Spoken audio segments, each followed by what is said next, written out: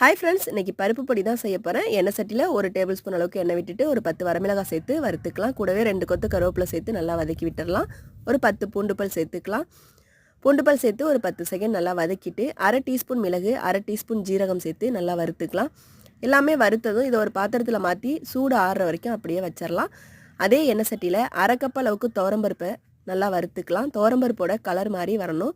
அதுக்கு பிறகு பொட்டுக்கடலை 1/2 கப் சேர்த்து வறுத்துக்கலாம். ரெண்டும் வறுத்ததும் அப்படியே சூடு ஆற விட்டுறலாம். இப்போது நம்ம ஏற்கனவே வறுத்த மிளகாய், பூண்டு, கருவேப்பிலையெல்லாம் முதல்ல சேர்த்து மிக்ஸி ஜாரில் அரைச்சி எடுத்துகிட்டு வந்துடலாம். இப்போது நம்ம வறுத்து வச்சுருக்க பருப்பையும் சேர்த்துட்டு 1/2 டீஸ்பூன் பெருங்காயத்தூள், தேவையான அளவு கல்லுப்பு சேர்த்து அரைச்சி எடுத்தோன்னா ரொம்பவே அருமையான பருப்பு பொடி ரெடி ஆகிடும்.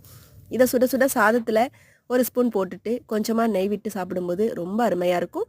இந்த வீடியோ உங்களுக்கு பிடிச்சிருந்தா லைக் பண்ணுங்கள். நன்றி, வணக்கம்.